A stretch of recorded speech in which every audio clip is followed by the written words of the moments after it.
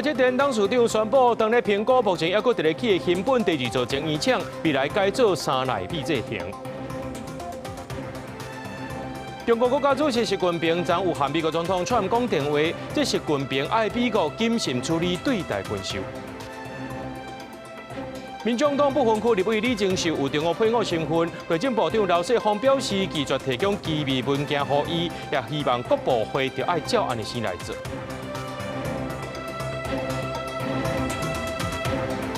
各位观众朋友，大家好，欢迎收看《2月初5AM 新闻》，我是嘉豪。这台积电的董事长为了甲初5早起呢，伫咧日本和日本首相高市早苗见面，宣布台积电当咧苹果目前还阁伫咧起的新本第2座晶圆厂，未来要改做3奈米制程。另外，美国商务部长呢是搁再施压，讲着爱转移半导体供应链。咱的经济部长龚明鑫是强调讲，这台积电的先进制程大部分也是留点台湾的。面对镜头笑笑做伙翕相，初5台积电董事长为特家拜会日本首相高市早苗，宣布台积电伫日本的布局阁有重大进度。目前伫新本当得起的第2座晶圆厂，未来可能改采3奈米制程的技术来生产，应用 AI 造成的强需求。I'm honored to be here to announce a new gigafab plant in Kumamoto, Japan. The fab will utilize TSMC's 3nm technology when it is in production. TSMC の熊本への進出は我が国のミッシングピースであった先端ロジック半導体の国内生産を実現すると同時に幅広い関連投資の誘発など大きな経済効果をもたらしています。台积电3奈米制程的应用范围真宽，产能嘛真紧张。2026年台湾厂按算阁冲到13到15万片。另外，新本2厂原定2025年的10月正式起新本2厂，而且伫2017年的12月开始投产6到12奈米制程，这嘛是苹果导入生产3奈米制程，嘛和日本经济产业省针对计划变更来做协商。本地122亿美金的投资嘛，可能增加到170亿美金。对于台积电来说，当然可以适时的去缓解，那么客户呢这方面对于3奈米的一个强劲的需求，也可以从日本的熊本2厂来做一个及时的供应。当然，对于日本来讲，那么当然他们先前政府也希望台积电呢能够以先进制程，那么落地在日本，因为毕竟半导体呢是非常重要的一个战略物资。台积电的先进制程海外投资计划脚步无要停，这是互看作是战略物资的半导体，真侪国家拢积极要争取。最近美国商务部长卢特尼克搁再讲，甲所有的半导体制造拢放伫离中国敢若80英里的台湾，这个理路根本袂通。美国的核心政策就是甲半导体产业炸登去美国。台湾会不会空洞化？当然不会啊，因为台湾的投资没有减少啊。2028年任内要4成。这个怎么算我也算不出来，因为如果以现在第2个厂2027年才会盖好，那第3个厂才开始要盖，2028年就已经结束了。经济部长龚明鑫是强调讲，台湾的投资无减少，先进制程上大部分共款是均留台湾。正正预估2036年台湾和海外产能的占比是8:2，未改变。对台积电新本厂增加投资，经济部投审会目前还未收到相关资料，嘛会持续来关注。记者综合报道。讲到这，中国国家主席习近平昨有甲罗西亚总统普京视讯会议，几点钟后呢，搁再和美国总统川普讲电话。习近平爱美国谨慎处理对待军售，咱川普表示讲，可能会伫咧4月来访问北京，而且搁再宣布讲，这中国可能会甲美国买搁较济豆啊。中国国家主席习近平甲美国总统川普通电话，拢讨论到台湾甲黄豆，和美中的关系较缓和。新华社报道，习近平强调，台湾问题是中美关系当中上重要的问题。台湾是中国的领土，中国必须爱捍卫国家主权甲领土，永远无可能甲台湾挂出去。美国必须爱谨慎处理对台湾军售的问题。川普表示，甲习近平通话是真积极。中国当咧考虑买搁较侪美国豆仔，采购量对1200万吨提悬到2000万吨，豆仔机会随大起。川普讲，两个人拢有意识到保持这种状态有偌重要。也那中国习近平是表示真重视中美关系。路透社报道，中国考虑加买美国刀仔，互人看作是中美关系缓和的信号。虽然安尼，北京同时警告华府谨慎处理对台军售，川普有可能伫4月访问北京，也互人看作是友善的动作。其实，伫甲川普通电话的前几点钟，习近平才拄甲罗西亚总统普廷视讯，正则是习近平一天当中甲美国、罗西亚领导人互动的罕见状况。Готовы продолжать самую тесную координацию по глобальным и региональным сюжетам как на двустороннем треке, так и на всех многосторонних площадках в ООН, БРИКС, Шанхайской организации сотрудничества и других. 今年也是中俄战略协作伙伴关系建立30周年，中俄睦邻友好合作条约签署25周年和中俄教育年启动之年，我们要把握历史机遇，以更深层次的战略协作和更加积极有为的大国担当，确保中俄关系。美国甲罗西亚之间最后一份约束，就是新体检战略武器条约，初5就失效。这项条约主要是限制两国战略核武器的数量。普廷讲华府也未回应伊延长一冬的建议，伊甲习近平讲会对安全局势彻底分析，以平衡而且负责的方式采取行动。另外，根据罗西亚的消息，习近平邀请普廷今年顶半年访问中国。普廷讲感谢邀请，而且接受，也代表美国、罗西亚两大领导人拢会伫顶半年访问北京。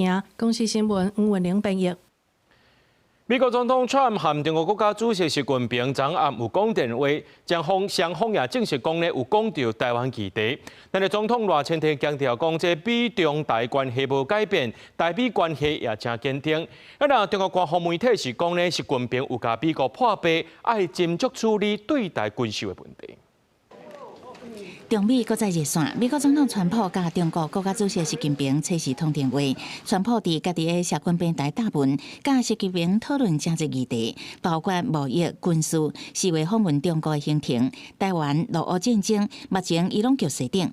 中国官媒报道，习近平伫通话中特别强调，台湾是中美关系上重要的问题。佮讲到台湾袂使分裂，爱美国一定爱谨慎处理对台军售。总统赖清德表示，台美有真好的沟通管道，台美关系真坚定，而且美中台三边的关系维持死的无变。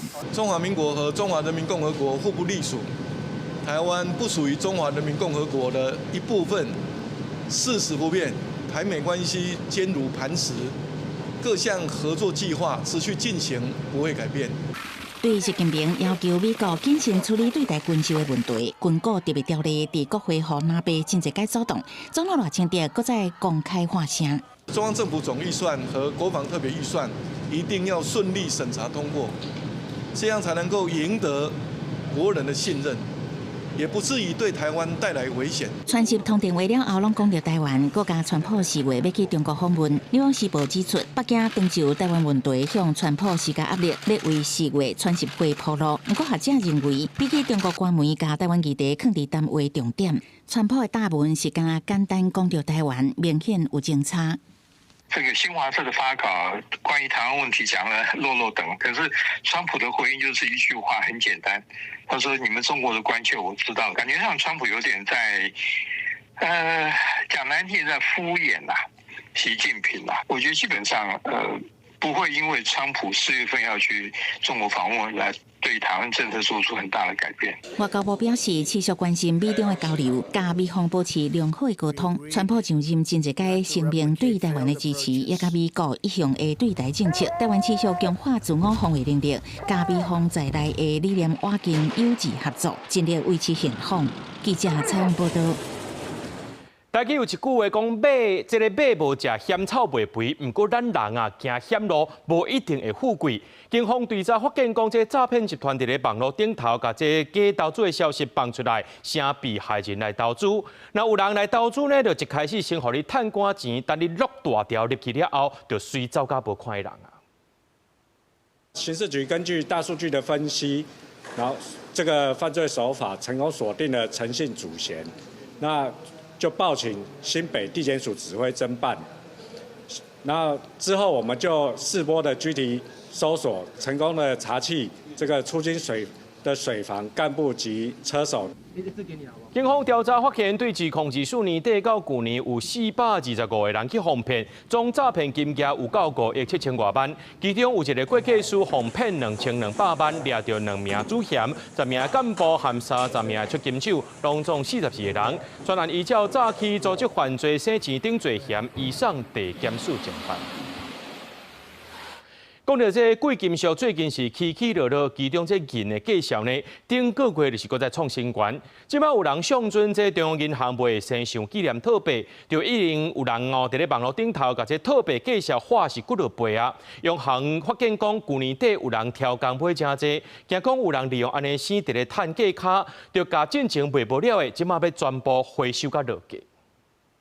银行门口真侪人排队，等咧要买中央银行所发售的苹果每年新秀纪念套币。今年因为国际贵金属计数起，每年新秀套币计数是2450块，创历史上悬的计数。上市即天4万套拢卖完，因为白银的计数大起，拍卖网站已经自4800开始划价，往年的新秀套币也开始低起。像这个现在一颗就差不多2000多块。贵金属交易平台业者统计，白银的即时报价差不多1盎司79块美金左右。顶个月计数才冲到历史高点，1盎司超过120块美金。去年一年起爆超过162.85趴。油买业者讲，最近新手套币真侪人问，有人认为怎么计数好买提出来卖，也有人认为会个起价怎么要买。最近蛮多人在询问这些银的套币，以前买的成本可能都是1000多块的成本，可是现在银有时候也有报到3000多块也有。根据央行官网的资料，新手套币银币当25公克，里面含1英纽的银。若是用顶个月白银计数的观点来算，价值已经超过卖计数。惊讲有人大量买，结果被央行第一遍甲依照中华邮政代卖无卖完的库存新手套币拢回收，做以后作弊完了。去年12月，我们就发现到那个民众购买的数量有点异常。跟往年的平均数，然后银价也是大涨的嘛，然后就那个银价已经几乎是要超过我们的售价了。中央印制厂及台湾银行分别于114年12月下旬及本年1月中旬通知本公司停止供货，各地邮局停止请货的作业，现有库存售完为止。中华邮政讲，因为邮局的店较多，并无看到抢买的情形。但是因为一个银的计数起，买的人有较多，配合央行启动回收作业，纪念币库存若是卖完，就袂搁再补。记者综合报道。来看这条新闻，敢是中照的悲剧呢？伫咧1年前呢，新北新庄有一个70多岁翁婿，长期照顾有水脑症的看守，落尾呢可能是挡袂牢，就对这14楼甲伊车落去，当场来死亡。今仔日一审宣判，认为这嫌犯以犯罪手段和一般的凶杀案无共款，符合刑法规定，减刑2改，依照杀人罪，该判刑2年6个月。未堪得照护的压力，洪了一个姓林的老先生，用手甲伊着水脑症的某，对伊14楼徛架的窗仔门塞落去。案发了后，伊随去派出所承认家己杀人。一档外前，新北市新庄的这个案件，采购宣判，一审照杀人罪判2年6个月。被告常年独立细心照护被害人，为被害人病情持续恶化。被告在长期负面情绪累积之情况下，将被害人推下窗台，量处被告最低刑度。这个70多岁翁是得到2摆的减刑，第一是符合自首的要件，所落来合议庭是考虑到伊伫拢承认犯行，因某的其他的家属嘛无要追究，无提出求偿。综合这原因，认定专案和其他起凶杀人，也是无在害命的杀人案，也是无差别随机杀人案的动机手段明显无同，适用刑法59条的规定会当减刑。咁要上诉被告的律师讲，受到判决书再看，有2次减刑，这是呼应了辩护人诉讼上的请求。那对此我们要感谢司法的判断。当事人目前还在羁押当中。因为长期照护出现的家庭冲突，甚至是造成悲剧，国内不时都在发生。台北市都有济伙负责人照顾西游记的翁已经30档，实在伤忝了，要用讲推啊甲公示。二审判判2年，假罪5年。2档外前嘛有80多岁的老母照顾囡仔50多档，亲手甲囡仔抬死，一审判2年半。过去在这样的案例发生后，都聚焦在只是司法判决，杀人者在事前有没有曾经去求助，他抗拒使用资源，还是资源真的是不好用不够用，这样子的评估结果才能作为我们改善整体制度的一个参考。家长点出寻求外援的重要性，透过专业协助来降低负担。但是讲到整体的长照，嘛讲即摆制度是无顾到照顾者的身心健康，尤其同情的家庭对休喘服务到大小型机构的补助，拢阁有检讨空间。记者综合报道。搁再发生乌白杀人的事件，昨暗8点的台中北区汉口路一间卖炊饺的店，一位人客食饱要入钱的时阵，煞互隔壁桌人客举刀仔刣着伤。这个嫌犯虽然落跑，警方透早有掠着人，因若着伤的这个人客无性命危险，才发现讲这嫌犯和被害人根本就无熟识。台中市北区汉口路人来来去去一间炒饺店炊时，暗时差不多8点，迄卡刀41岁姓刘的查甫人，甲朋友伫内底咧食物件，食煞要离开的时阵，雄雄去隔壁桌50岁姓林的查甫人，摕刀仔去拄着伊正边的菜脯骨，双方拢无熟悉。啊，姓林的查甫人犯案了后，就随选啊。我们起身，然后朋友穿完外套，我们要往外面走的时候，他就也起身，然后右手背着包包，然后左手拿着剪刀，然后无预警就从我朋友身上刺。警察还没来之前，那个拿刀的人就离开了，然后救护车也来，可能有送受伤的人走。警察接到报案，赶紧派人到现场调附近的监视器去录嫌犯。初5半暝2点外，伫北区姓林的查甫人大个所在，甲伊掠着。啊，炒饺店业者初5正常开业，啊，毋过打开无3礼拜，店内就有人客去互刀拄着伤，伊嘛感觉真无奈，烦恼生理加减会去互影响到。我在后面理货，然后就听到动静，我就出来，然后就有后续警察到场这样而已。多少都会啦，因为毕竟我也刚开不到1个月，所以遇到这事情我也很无奈，所以我还是正常营业啦，平常心这样子。成功锁定50岁林姓男子设有重刑，专案小组于本5日凌晨在林显住处将其查缉到案，依法带返侦办。消防局表示，受伤姓刘的查甫人菜脯骨顶悬差不多有1公分的空脆，人也阁清楚有送病院去治疗，无性命危险。警察讲，姓林的查甫人咧互问话时阵，拢应一寡甲问题无相关的代志，啊，精神嘛无介稳定。专案呢依照刑法、恐吓公众、伤害罪等等的罪嫌，移送台中地检署侦办。记者综合报道。伫咧新北讲寮的马公渔村，传出讲有人使用这管制化学药剂石炭酸伫咧水门墘遐掠这海蛤港来卖，是因为这款物件有人摕来做钓鱼，伊伫遐乌白倒药仔呢，已经造成鱼虾水族大量死亡。环保局已经派人去参与追查，里长也呼吁民众暂时莫来食慢海菜，才袂中毒。扛对啊！它有很强的毒物，把它弄出来。讲到伫扣留堡石芳生团的海牙港，说起不法人士好亲像使用化学药剂石炭酸加逼出来。新北孔仔寮马公渔村吴里长批评手法真残忍，因为这是扣留堡生态真丰富，是当地居民守护的海洋场域。螃蟹拢无的，这可怜哦！我搁救几啊只有卵的，潮间带的是所有很多动植物、鱼虾贝类、产卵呼吁小 baby 的地方啊！这捕虾业者为了抓这些海虫，毒死那些生物，毒死那些动植物，真的是实在天理不容啊！居民伫扣留堡发现真侪鱼仔、毛蟹，甚至满鱼死亡，真生气。扣留堡的海水好亲像有化学药剂影响，海蟹阁发现袂少死严严的海兔。环保人员缉捕了后，到场采样检测水质，一看化验结果判定污染源。啊，阁有长期关心当地扣留堡生态老师嘛到场关心，看到真唔甘。通常是躲在沙子里面，所以基本上我们很难抓到他们。他们全部都跑出来就不正常，而且现在又是白天，就理论上白天不会出现。因为扣留堡有真侪生态，学者分析，可能这个海蟹的水温较悬，适合海牙港生长。海牙港真适合做钓鱼，用来生午鱼钓钓。因为石炭酸是管制品，海牙港好逼出来，连鱼、毛蟹的海洋生物都好偷钓，人原来会受影响。生态系当然就有影响啊，对。那一般养在旁边钓鱼的人啊，相关的全部受影响啊。因为那附近如果是一般的渔家的话，那其实影响蛮大的。因为它如果不严重后，就不是管制性药品。李长提醒，类似的事件毋是头一届发生，目前也无度估计受影响的范围，呼吁民众暂时毋通伫即个海蟹慢海菜，以免中毒。李长嘛报请海巡单位介入调查，也请居民互相照顾，防止类似的案件搁再发生。记者采访报道。偏雨的乡亲要注意哦！今仔早起5点外呢，这偏雨关白沙乡一大私人的资源回收场就火烧。消防局表示讲呢，现场主要是塑胶类的废弃物烧起来，小面积大概是2000平方公尺，空气拢是臭味。环保局也要监测这空气品质。照这方式来看呢，机头也个车坎顶地区的民众会受到影响，出门上好是挂嘴暗。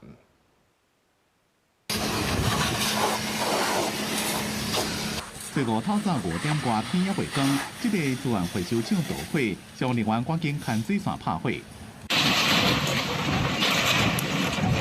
这个伫天后关白沙乡基头村内的私人资源回收厂，唔知什么原因导火，因为现场有囤积侪塑胶类的废弃物，拍火加正困难。经过6点钟，火才拍花。现场是燃烧塑料类的这些废弃物。然后目前燃烧的面积初步是2000平方公尺。火灾的原因由火调人员后续会调查中。现场的乌烟呛天，就算是火已经控制掉，空排画面也是看到烟一直呛起来，结果闻到正杂屁的臭味。环保局监测，基头、填海这块区域的空气品质会受影响。近日的风向是东北风，那受到的范围可能就是包含了赤坎、旗头、蒋美、瓦同、小赤等村庄。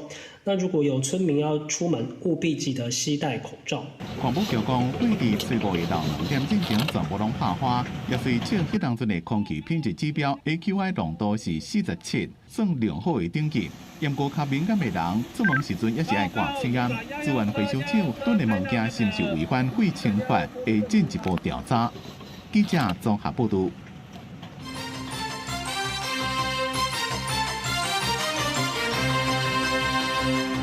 咱继续来关心这国造的畅水南海鲲号今搁再出海啊，进行第3届渐行测试。这大船公司的混进魔鬼鱼捕鲸船也出现，有专家认为讲呢，这届应该是畅50到100米深，也因为这个畅水南的有所长舰岛等功能，逐项拢爱家测试过。啊，那大船公司是有交货压力，不过专家认为讲也是爱照步来较好。赶伫2年前，江南国造海鲲号搁再展开第3届畅水测试。初5透早为高雄港出发，这届毋但海鲲号大船打造的混进魔鬼鱼无人船嘛对伫边啊进行测试。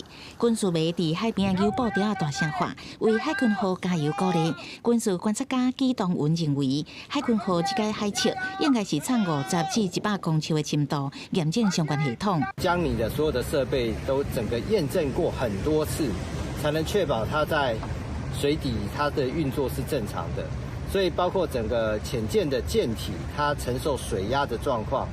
海鲲号按照测试天数，后续海测会陆续操作深度的南船操作、整锁装备、紧急功能、舰岛管理项目真多。伫1月底2天畅水测试，大船好亲像加紧脚步。军事专家指出，舰南甲水面南无共，像水下移动爱考虑水压、海流，测试袂使伤着急。下面还有这个洋流，还有地底的障碍，说紧急状况。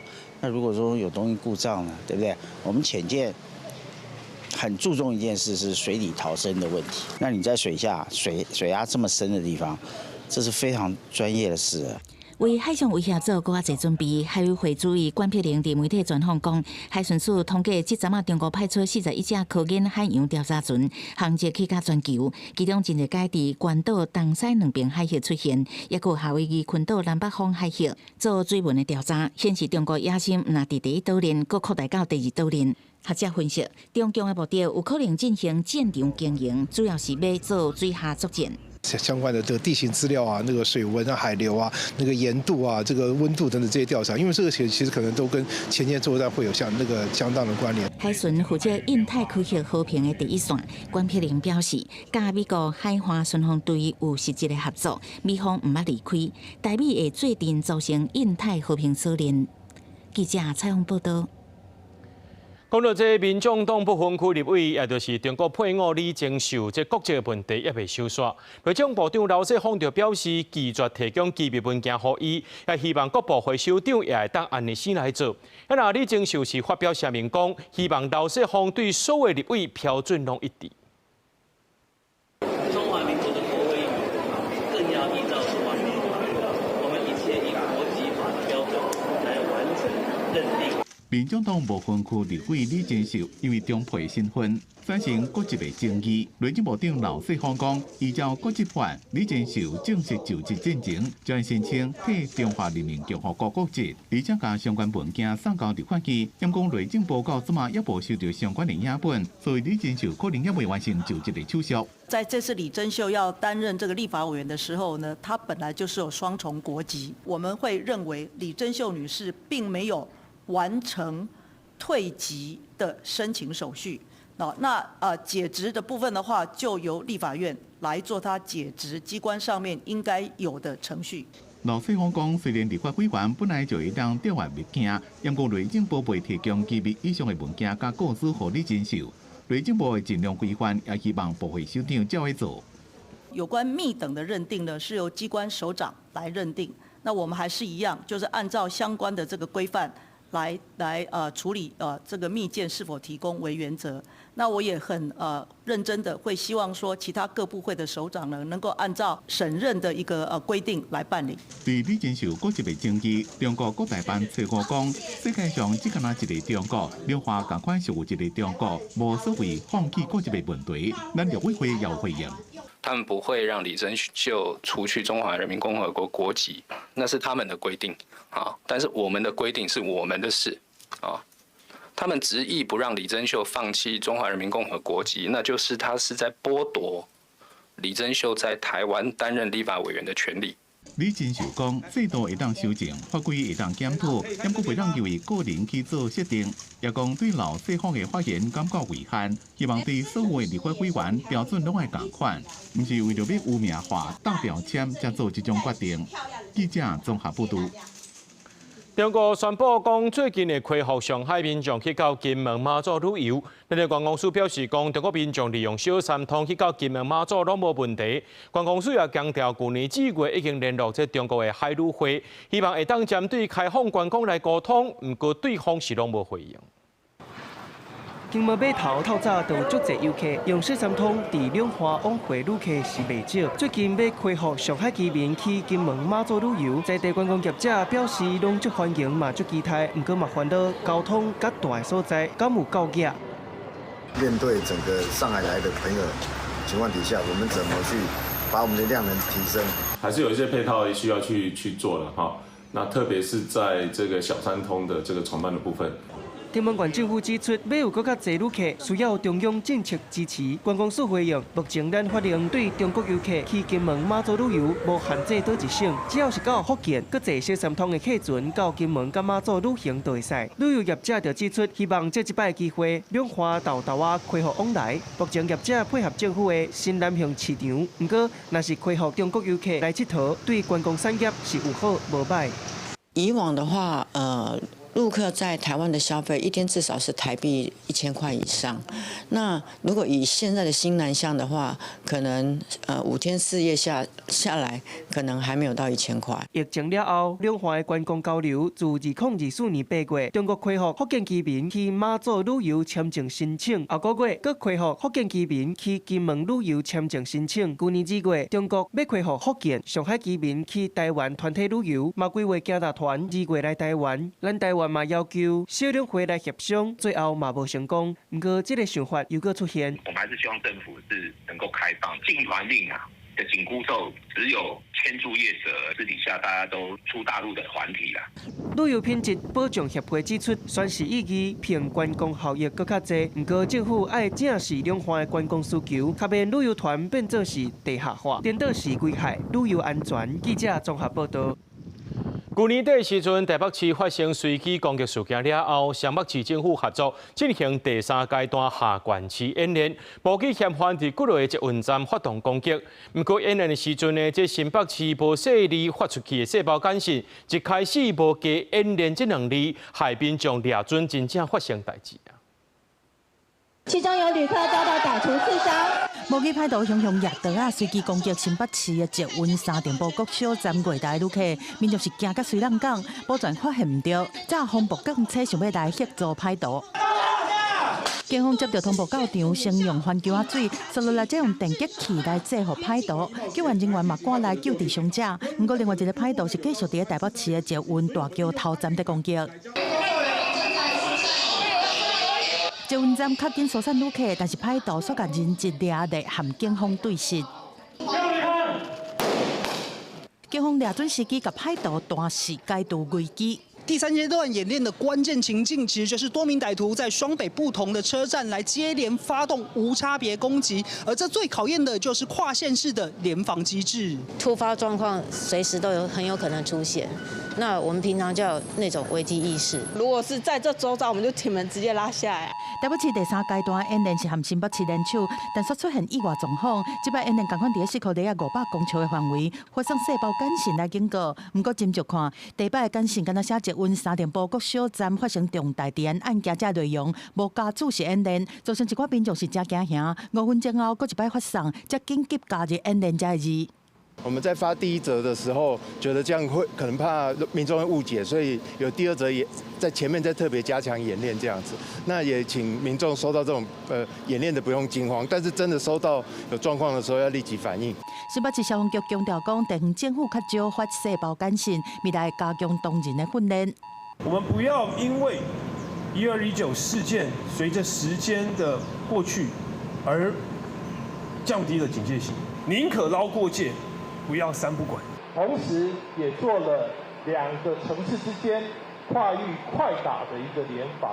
因为最近是小连续发生台南随机伤人案和苗栗伤害警察的事件，加上都要过年啊，为着防范这种暴力事件搁发生，警政署要求各警察机关针对民情采买市场，带着运输场站这人较侪的所在，增加巡逻的密度，提升见警率，强化协助犯罪。记者综合报道。因为假信息对民主社会还有资讯安全造成冲击，台湾所谓外交协会和主工学系大学生斗阵开发一套软体，合作真假秒一个，透过人工智慧技术协助民众使用网页的时阵呢，会当随来分辨有问题资讯。网络顶有人咧谣传当局死亡，现在社会假信息是愈来愈侪，为着要互民众会当分清楚真的也是假的，一群大学生包括清大、新大和阳明高大，因斗阵开发出一个 AI 工具，合作真假秒一个。民众只要下载伫电脑顶悬看新闻或者是网络资讯，就会当用这个软体，互你看到你唔知的代志。现在其实新闻媒体有偏左派、偏右派，甚至可能有中资的部分。那我们也会告诉民众，新闻后面它到底是不是有使用所谓中国的资金等等，那也包含像是它有没有使用像是中国用语等等的状况。根据德国民主中心2004年做的民主报告，台湾已经连续11年，互人评做全球遭受外国信息上严重的国家。随着国际情势变化，假消息唔但会影响国家社会，更加会对国家安全造成冲击。台湾所谓外交协会才会提供资料，和主工系大学生合作开发这个软体。它有点像是文组跟理组的一个结合。工程团队在开发工具的时候，他们会比较着重在功能的进步的部分，但其实这个认知作战的部分，它其实需要很多文组的研究员投入来做一些资料还有文章的分析。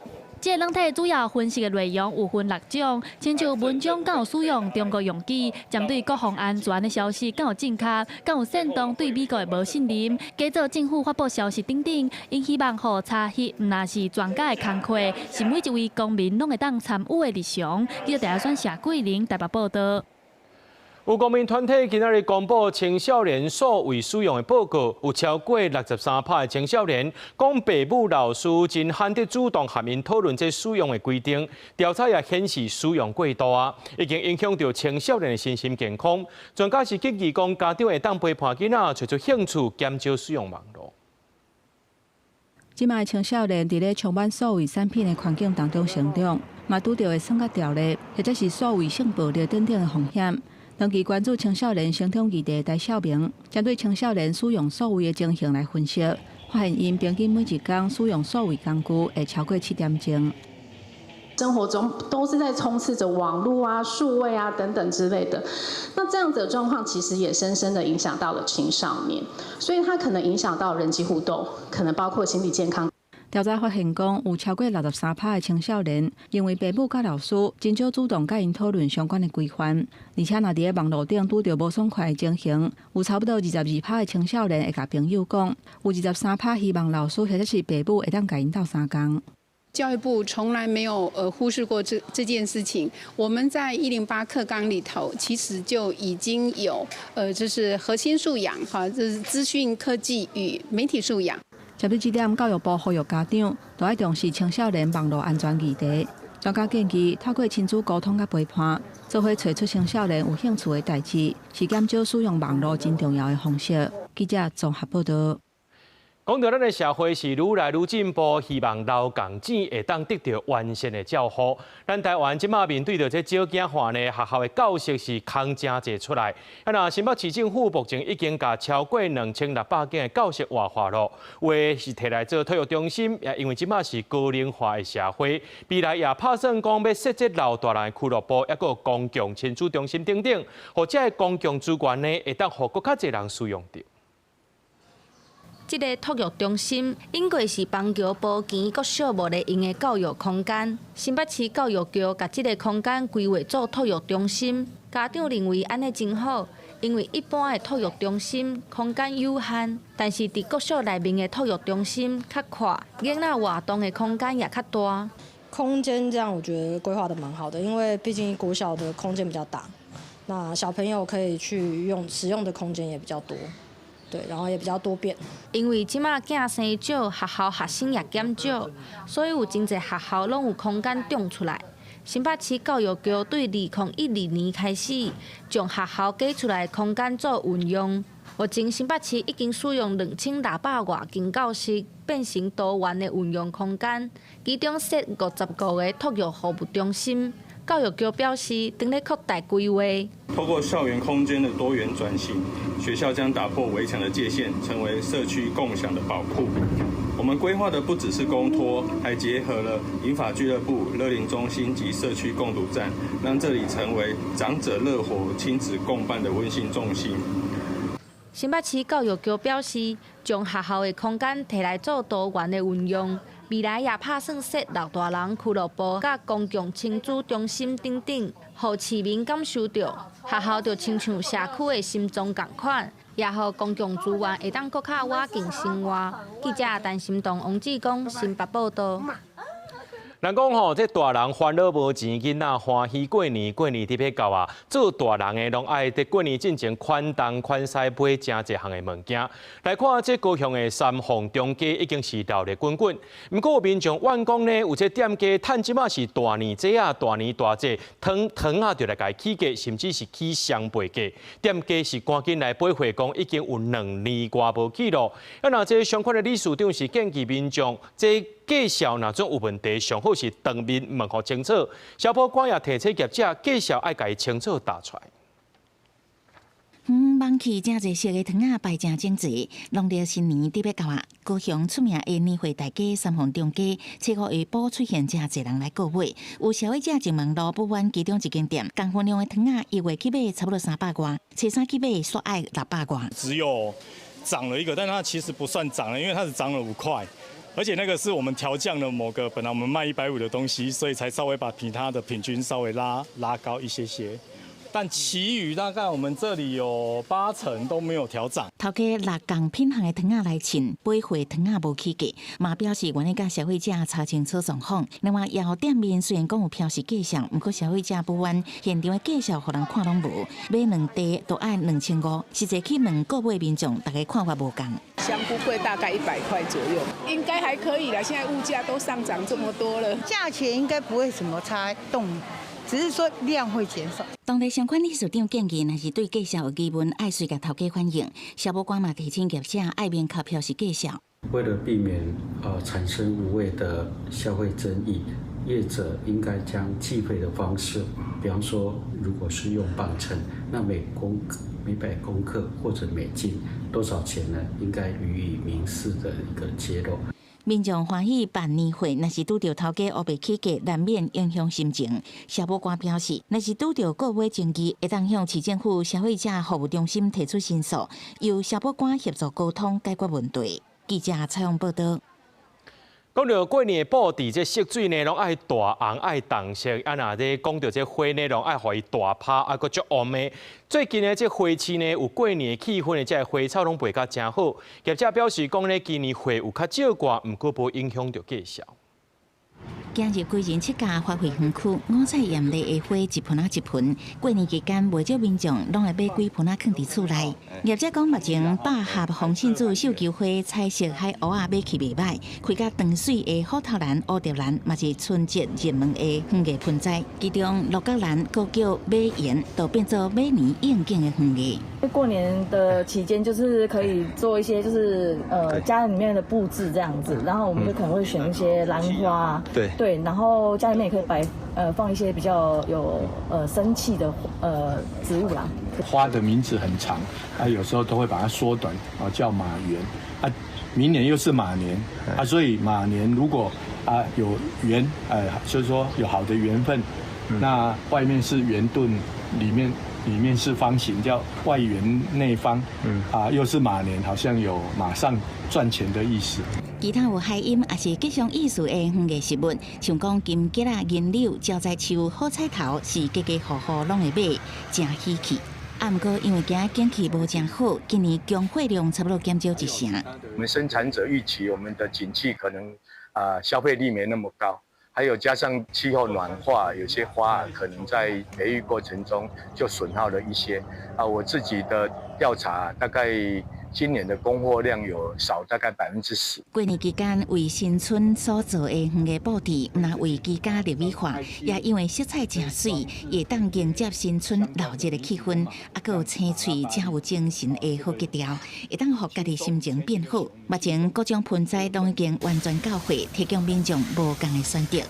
记者采访报道。过年会当去倒位行村的来看这条新闻，讲到2024年4月初3大地震，造成德鲁区国家公园损断甲真严重，真侪所在拢封路。经过抢修呢，挖进天上的热水合流步道，太管处宣布讲部分路段开放，针对的德鲁区大地新设故事地图电子导览的服务。加入泰鲁阁国家公园大地，游客当透过手机了解历史文化以及地理等相关的资讯。这就是泰管处所推出的泰鲁阁大地故事地图，结合 QR code 加数位导览，和民众会当探索相关的资讯。上到这个故事地图的平台，那就可以很轻易的可以自导式的就进入到这个步道，然后是更深入可以认识台地步道的这些资源跟特色。0403地震了后，泰鲁阁大部分的步道拢受到损断，到今也未全面开放。不过最近泰管处宣布，热水合流步道会当局部开放。热水步道开放250公尺，爱对小吊桥遐原路驶转来。热水文山步道开放450公尺，到倒游温就爱原路驶转来，行程大约30分钟。包含绿水展示馆、绿水步道、绿水文山步道的局部路段都已经完成修缮。目前即日起已经可以开放给游客去赏景使用。泰管处强调，受限台北线中环公路暗时封闭，所以热水合流步道今日时开放，请游客唔入去还未开放的区域，以免发生危险。另外，过年时间进入中环嘛，请注意交通管制的措施。记者综合报道。来看这个所在非常空旷，个舒适，我个人真介意。这2026年的台南月顶港灯节呢，2月初7起过，展览1个月，这个灯节已经办16年了。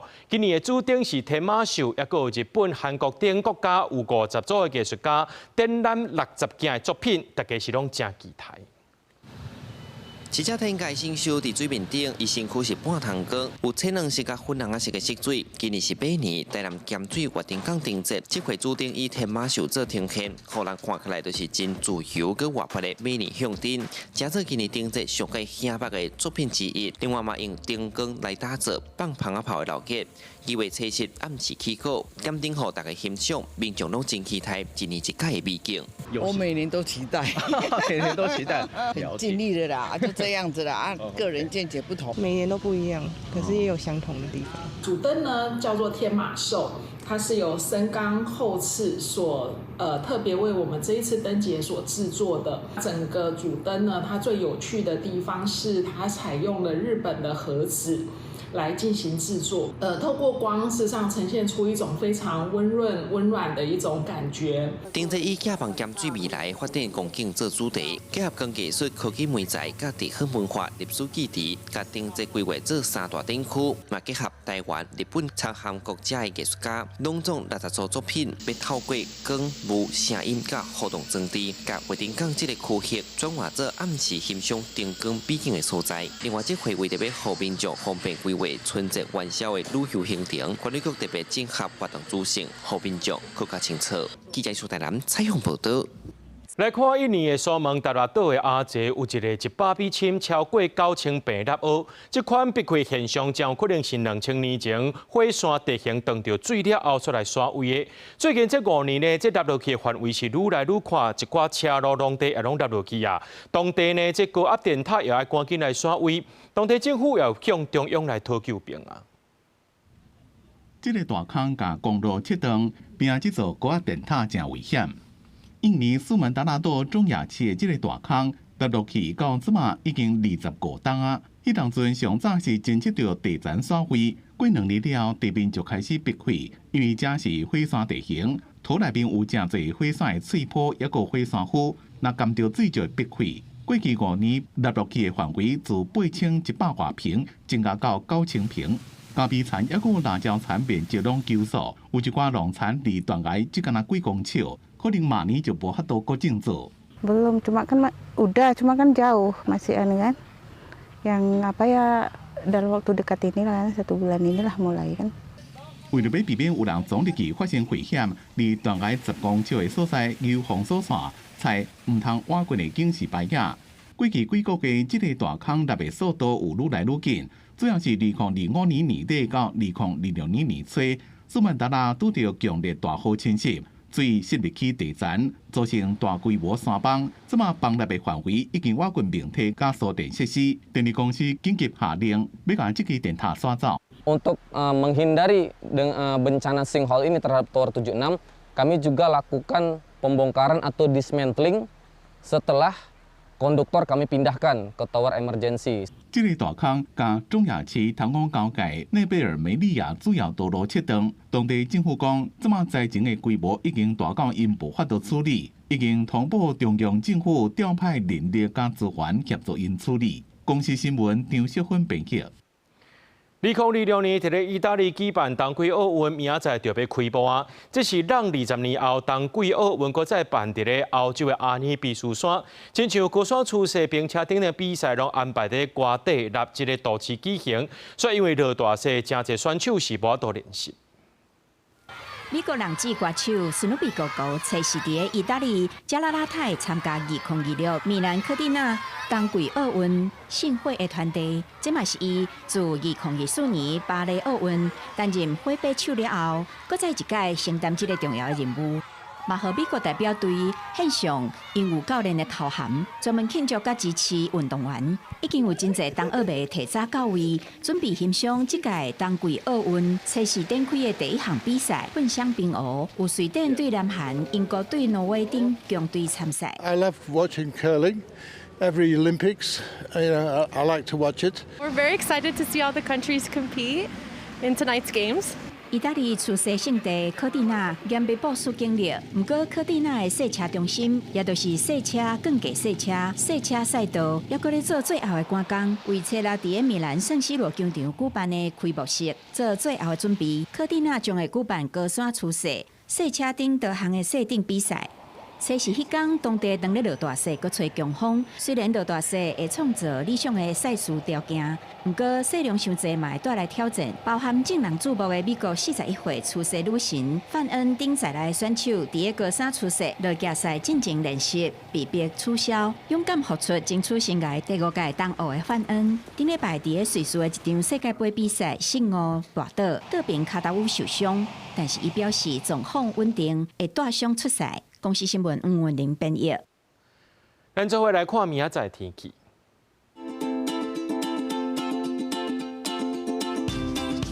基隆台北桃园新竹对18度到23度。苗栗台中彰化南投云林对17度到25度。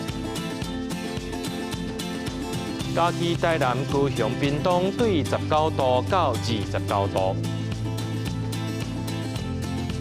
宜兰花莲台东对19度到27度。平湖金马马祖对11度到21度。节目最后，感谢各位观众朋友收看今日新闻，我是嘉豪，明仔暗时7点咱再相会。